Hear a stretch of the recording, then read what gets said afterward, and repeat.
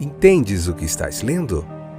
O podcast que te leva através das páginas da Bíblia, livro por livro, capítulo por capítulo.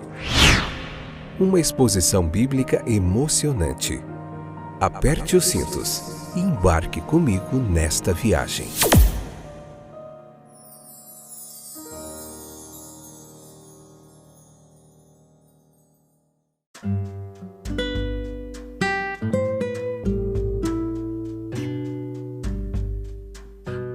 Olá, estou de volta. Esse é mais um excepcional, fantástico, fora de série episódio do podcast Entendes o que estás lendo.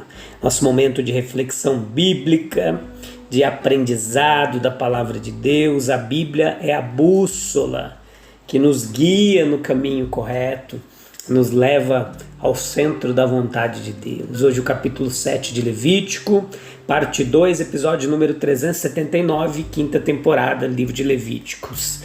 Essa é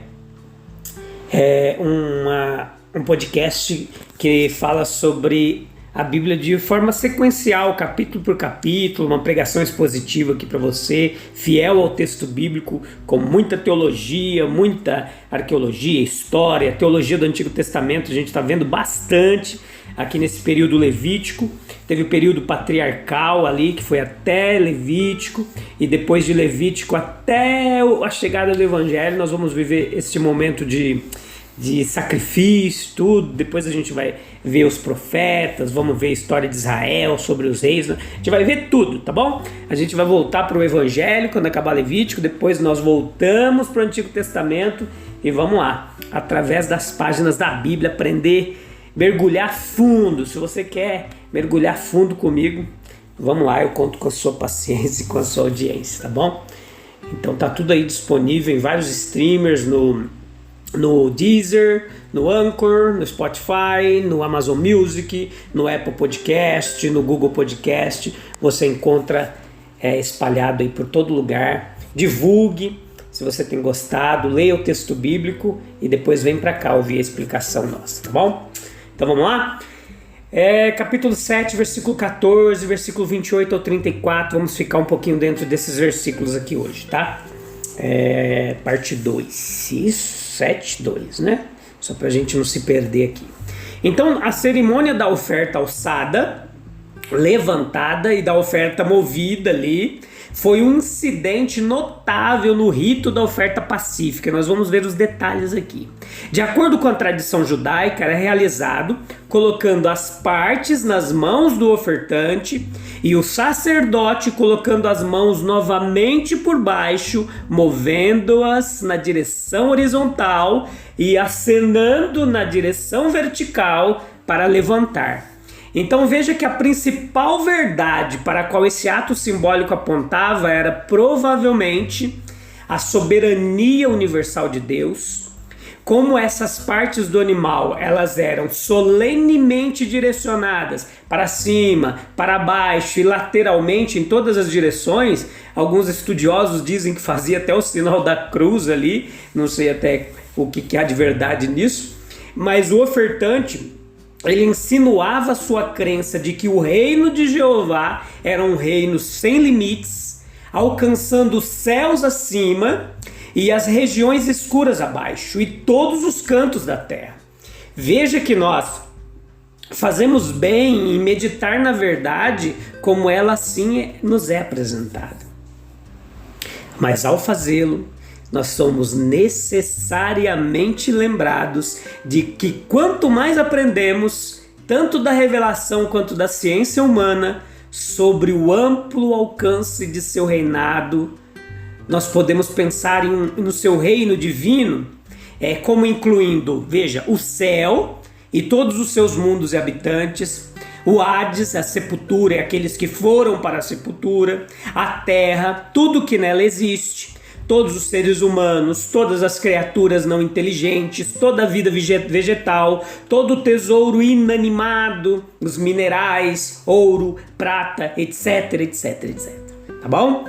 Nós somos lembrados, meus queridos, de que o adorador hebreu, ele era encorajado a levar a sua oferta de paz ao altar e depois passar por essa cerimônia simples, mas sugestiva, onde ele reconhecia formalmente a verdade.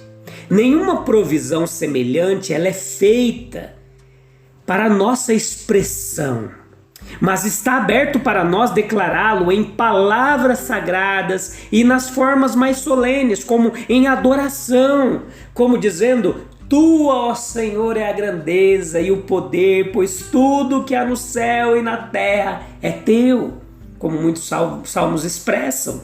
Podemos louvá-lo.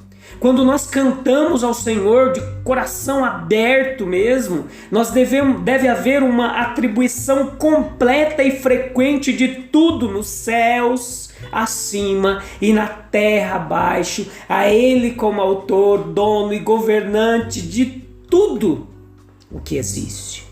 Nós também vemos que o adorador judeu ele foi instruído a acenar, levantar o peito e o ombro da oferta, e essas juntas em particular, e de preferência qualquer outra, provavelmente por serem consideradas as partes mais excelentes. O versículo 30 fala que quando a gordura foi queimada sobre o altar, essas juntas foram reservadas ao sacerdote Arão e a seus filhos para sempre. Versículo 34, todos esses levitas. Nós concluímos que devemos fazer um reconhecimento prático da verdade de que o reino de Deus se estende a todos os lugares e inclui todos. Por quê? Por dedicar o melhor ao seu serviço, os nossos afetos, sugeridos pelo peito da oferta, a nossa força, sugerida pelo ombro. Nós devemos trazer as nossas ofertas para a causa dele, para o apoio daqueles que ministram nas coisas sagradas e para a manutenção das várias agências que trabalham para a glória de seu nome. Nós temos que ter, como insinua aqui, como o texto nos faz entender do versículo 15 ao 18 desse capítulo 7 de Levítico, uma fidelidade ao preceito na forma aplicada. A oferta de paz, preste atenção, ela era essencialmente uma homenagem de gratidão e louvor, sendo especialmente adequada para as festividades nacionais e alegrias familiares também. Bolos e pães acompanhavam a carne do animal sacrificado. 3 classes de ofertas de paz elas são mencionadas: por ação de graças, por um voto ou como uma oferta espontânea e voluntária. A carne ela era comida pelos ofertantes, os sacerdotes tendo recebido a sua porção, e consumida no primeiro dia, no caso da primeira classe mencionada, e no final do segundo dia, no caso das outras. Vamos lá, não se perca, hein? A ênfase colocada nesse comando ela pode esclarecer a obrigatoriedade das instruções divinas. Pouca explicação é fornecida na lei das muitas cerimônias que eram instituídas ali. Os israelitas eles foram tratados como crianças, cuja principal virtude é a obediência inquestionável. Porque a carne deve ser consumida tão rapidamente? O devoto israelita poderia não saber, mas ele deveria obedecer rigidamente à ordem. Ele não precisava raciocinar aqui nesse ponto, somente obedecer. Esse curso pode ser recomendado para muitos que desejam uma explicação completa das razões pela qual é instituído as ordenanças relacionadas com a igreja cristã.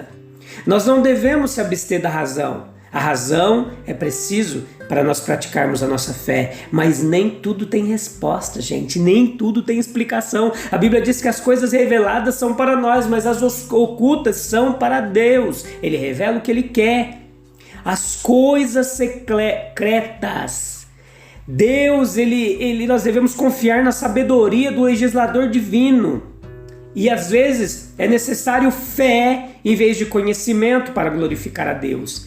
A Bíblia nos ensina que as coisas secretas, ocultas, as explicações, as razões de muitos porquês pertencem ao Senhor nosso Deus. Mas as coisas que nos são reveladas, os fatos, os mandamentos, pertencem a nós, para sempre, para nós cumprirmos todas as palavras desta lei. O fato de Jesus Cristo ter ordenado o batismo, a ceia do Senhor, é suficiente para nos levar a praticá-los. Por mais confusa que seja a nossa apreensão dos mistérios e princípios envolvidos. Em relação aos conselhos dirigidos a nós, para a orientação de nossas vidas, e os eventos que parecem necessitar de certa ação de nossa parte, pode-se dizer: o que eu faço tu não sabes agora, mas tu saberás no futuro. A fé não pretende excluir ou suplantar o conhecimento, mas formar uma base para ele, uma via pela qual ele pode passar para a mente, um apêndice pelo qual seu volume pode ser suplementado. O estudo paciente e fervoroso é sempre recompensado com uma apreciação mais aguda da vontade de Deus. Se os israelitas refletissem por um momento, eles recordariam as advertências contra a profanação das coisas sagradas e contra o tratamento do que era oferecido a Deus como se fosse uma porção de comida comum.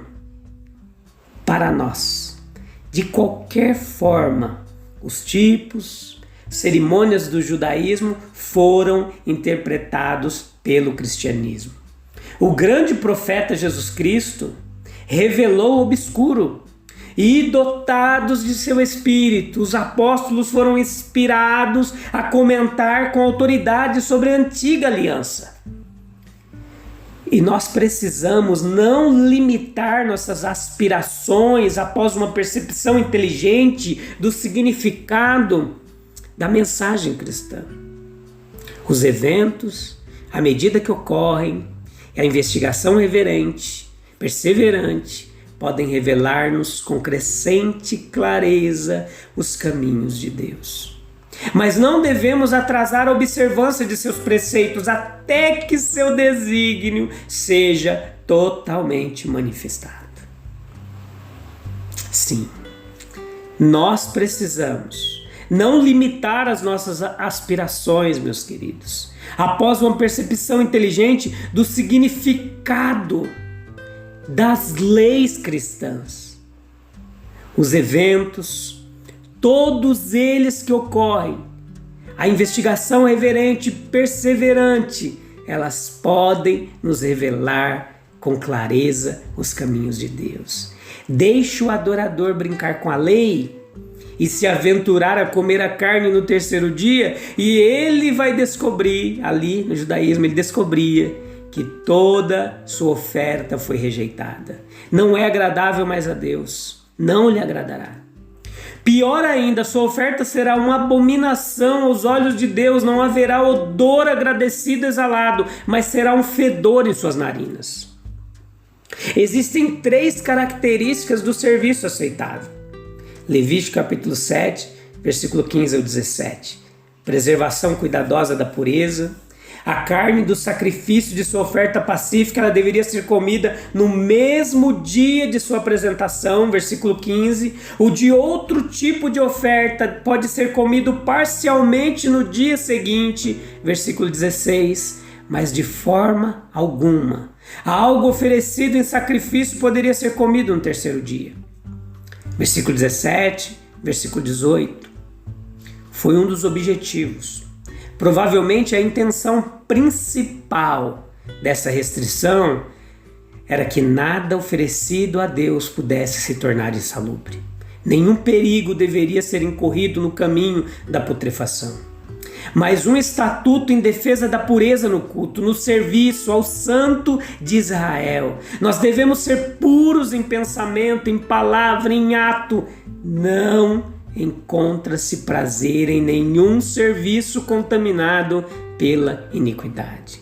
A conexão em que ocorre essa restrição sugere que, especialmente naqueles compromissos religiosos nos quais encontramos prazer social, nós devemos ter o cuidado de manter a pureza de espírito e integridade de coração.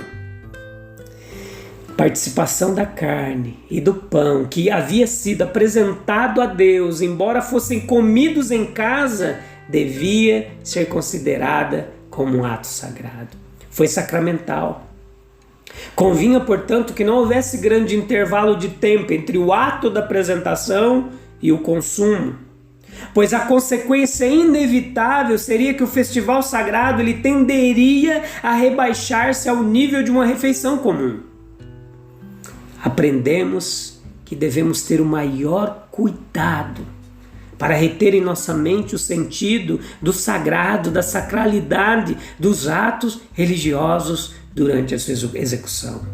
Quando a nossa religiosidade ela se torna apenas mecânica, corporal, social, quando a realização do elemento do culto, o divino é esquecido, então a virtude se foi. Eles não são mais uma oferta aceitável, Senhor. Nós devemos atingir esse fim por esforço espiritual, estudioso para perceber o que estamos fazendo, por sábias precauções, medidas que tenderão a preservar a santidade e a prevenir o pensamento.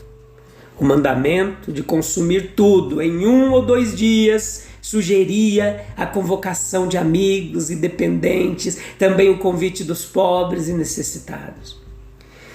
Os israelitas, ao comer diante do Senhor, eles mostraram uma generosa hospitalidade. Enquanto estavam envolvidos em um ato de piedade, de alegria sagrada, que o altruísmo seja uma característica proeminente em nossas instituições religiosas. É bom lembrar, meus queridos, que esse egoísmo ele pode se mostrar aqui no texto como em outros lugares. Nunca é tão inconsistente e desagradável quanto em conexão com o serviço de Deus, que é uma exibição dolorosa ao Senhor do amor, que quanto mais generosos e esquecidos somos nas coisas sagradas, mais nos aproximamos do Espírito e da vida de nosso divino exemplo. Tá joia? Eu te encontro no próximo episódio, onde nós vamos continuar meditando versículo por versículo, capítulo por capítulo aqui desse livro de Levítico, tá bom? A gente vai continuar no capítulo 7. Eu te encontro lá no próximo episódio. Um abraço, Deus abençoe. Tchau, tchau.